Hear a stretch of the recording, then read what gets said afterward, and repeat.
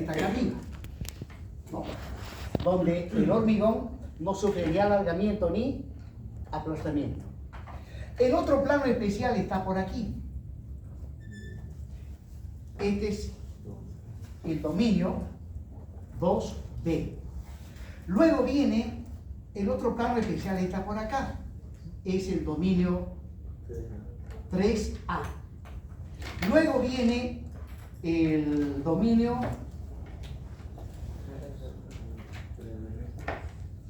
el dominio 3B, y finalmente este es el otro plano especial para el cual tenemos el dominio 4, 2B, 3A, 3B y el dominio 4. Bueno, el eje neutro siempre se mide a partir de este borde. Si el eje neutro midido desde acá queda en esta zona, significa que estoy en el dominio 2A, donde el diseño es dúctil, pero no es económico. Dúctil porque el alargamiento llega al 10 por mil, y el aplastamiento está del hormigón entre 0 y el 2 por mil, pero no llega al 2 por mil. Luego, si paso al dominio 2B, significa que el eje neutro puede estar por acá, dependiendo qué plano de rotura se presente. Y en este caso, en el dominio 2B, hemos visto que el alargamiento también llega al 10 por mil, y el aplastamiento está entre el 2 y el 3 por mil. Significa que el diseño es dúctil y es económico. Dúctil porque el alargamiento llega al 10 por mil. Económico porque el aplastamiento del hormigón, al estar entre el 2 y el 3 por mil, está trabajando el hormigón a su máxima capacidad resistente. Vamos al dominio 3A. En este caso, el eje neutro está acá, dependiendo qué plano de rotura se presente. Y en dominio 3A hemos visto que el alargamiento está entre el 5 por mil y el 10 por mil. Y el aplastamiento llega al 3 por mil. Llega al 3 por mil en el dominio 3A, lo cual significa que el diseño es dúctil y económico. Pasamos al dominio 3B. Aquí el alargamiento está entre E sub Y y 5 por mil. E sub Y y 5 por mil. No llega a 5 por mil. Por lo tanto, el diseño no es dúctil, pero es económico. Económico porque el hormigón llega al 3 por mil, y el acero traccionado, como está entre E sub Y y 5 por mil, también trabaja a su máxima capacidad resistente, y el diseño es económico, pero no es dúctil. Y finalmente, en dominio 4, que es lo que hemos visto últimamente, ¿ya? El diseño no es dúctil ni económico. Bueno, y ahora la zona donde sí el diseño es dúctil y económico está entre el dominio 2B y 3A. Dominio 2B y 3A. Esta es la zona donde el diseño es económico. O sea, si el eje neutro cae en dominio 2B o en dominio 3A, el diseño es dúctil y económico. Bueno, esto vamos a ir viendo también con más detalle más adelante. Continuando, entonces aquí tengo una viga sometida a flexión simple. Ahí están las armaduras, la posición del eje neutro. Y esto mismo lo voy a dibujar visto de perfil.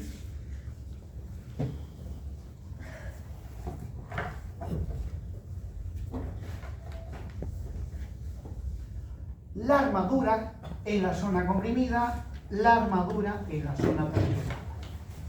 A sub S1, A sub S2. Y la solicitación actuante es el momento nominal. Asumiendo que el eje neutro esté en esta posición, por lo tanto, desde el borde comprimido hacia el eje neutro, tengo esta distancia que es el eje neutro. La letra C se refiere al eje neutro. Al eje neutro. El eje neutro verdadero. Verdadero. Luego, De acá para arriba, todo está comprimido. Aplicado el momento flector, ¿ya? De acá arriba está comprimido. Por lo tanto, reacciona el hormigón y reacciona la armadura traccionada. ¿Cómo reacciona el hormigón? Bueno, reacciona. Este es el diagrama de tensiones de reacción del hormigón. Es el diagrama parábola rectángulo. Para este diagrama de tensiones puedo encontrar la resultante, que le voy a llamar L sub C.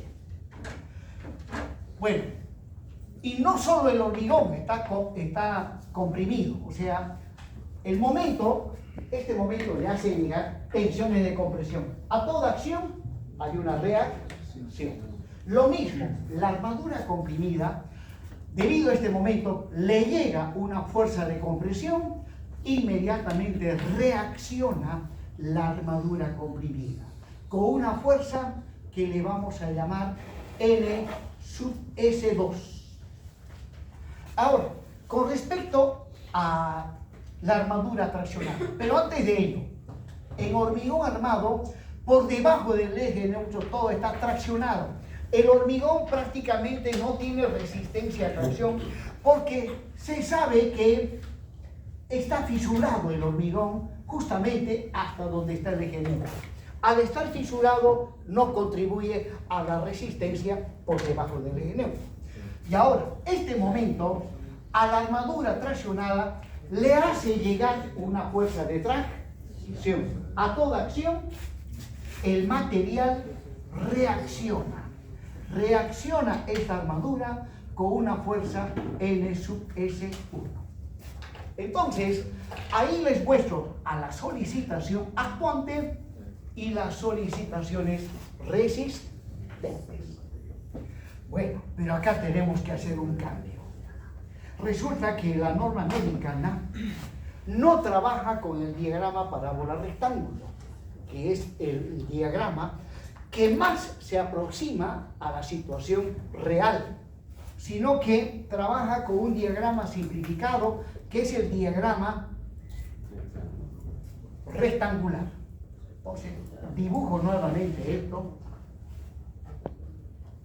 Ahí va la solicitación actuante, la armadura en la zona comprimida, en la zona traccionada, A sub S1 y A sub S2, y la norma ACI asume que este diagrama de tensiones de compresión tiene esta configuración.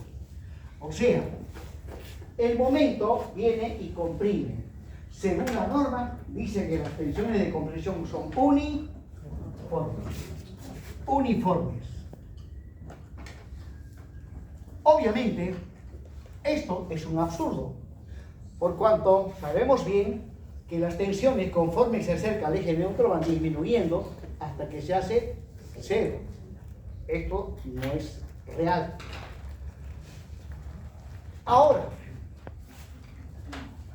para que la solución de diseño, o trabajando con este diagrama, sea similar al del diagrama parábola rectángulo, en vez de trabajar con el eje neutro verdadero, debo trabajar con el eje neutro ficticio, que lo identifico con la letra A. Y el eje neutro ficticio es igual a un coeficiente beta sub 1 por el eje neutro verdadero. Y, repito, para que el diseño dé resultados similares a cuando se trabaja con el diagrama parábola rectángulo, que es el diagrama verdadero, este eje neutro ficticio se tiene que obtener mediante esta fórmula, donde beta sub 1 es un coeficiente cuyo valor es igual a 0,85. sí o sí, siempre y cuando la resistencia del hormigón sea menor o igual a 28 megapascales. Para resistencias mayores, ya esto tiene otro valor. Pero por ahora vamos a suponer que mi hormigón cumple esta condición, ¿no? Bien, entonces, asumiendo que el eje neutro ficticio se obtiene mediante esta fórmula, sí, resulta que el diseño sale prácticamente igual a que estemos trabajando con el diagrama parábola rectangular. Bueno, continuando. Solicitación actuante y la solicitación resistente. El hormigón reacciona con estas tensiones y la resultante de estas tensiones, que le voy a llamar N sub C, va a caer justamente a la mitad de esta altura, porque este es un rectángulo. A la mitad de esa altura, lo voy a dibujar. Tengo un marcador que muy espesa la tinta. Esto es A, y por lo tanto, midiendo desde arriba, esto llegaría a ser A medios, ¿no? A medios. Luego dijimos que también reacciona la armadura comprimida. Reacciona la armadura comprimida con una fuerza que le he llamado NS2, y el cual, midiendo desde acá arriba, se encuentra a una distancia que es igual a su recubrimiento mecánico. Luego también reacciona la armadura traccionada, N sub S1, el cual, midiendo desde la parte comprimida, se encuentra a una distancia que es la altura 1. Bien, y aquí estaría el recubrimiento mecánico R1. Pues bien, ahí está la solicitación actuante y las solicitaciones resistentes. Bueno, el método por resistencia, también llamado método de los estados límites últimos, se basa en el cumplimiento de 5 hipótesis, ¿no? La última hipótesis dice que tiene que haber equilibrio estático entre la solicitación actuante y las solicitaciones resistentes.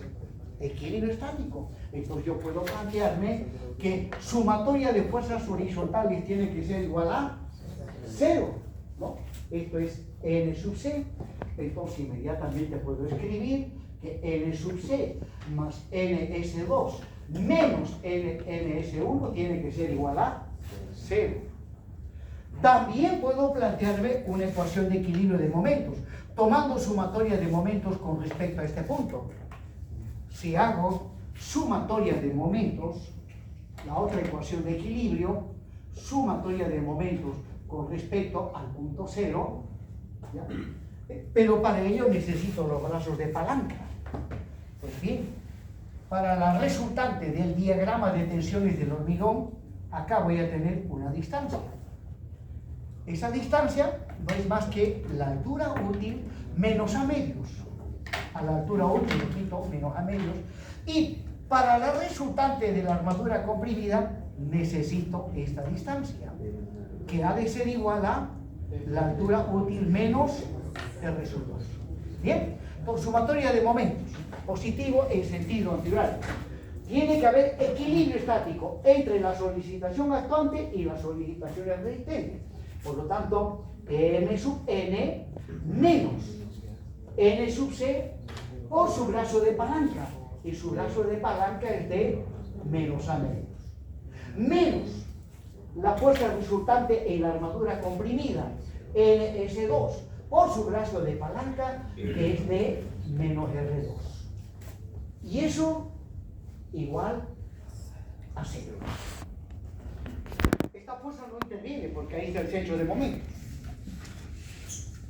Bien, de esa manera llego a obtener las dos ecuaciones de equilibrio para el caso de presión céntrica. 2%.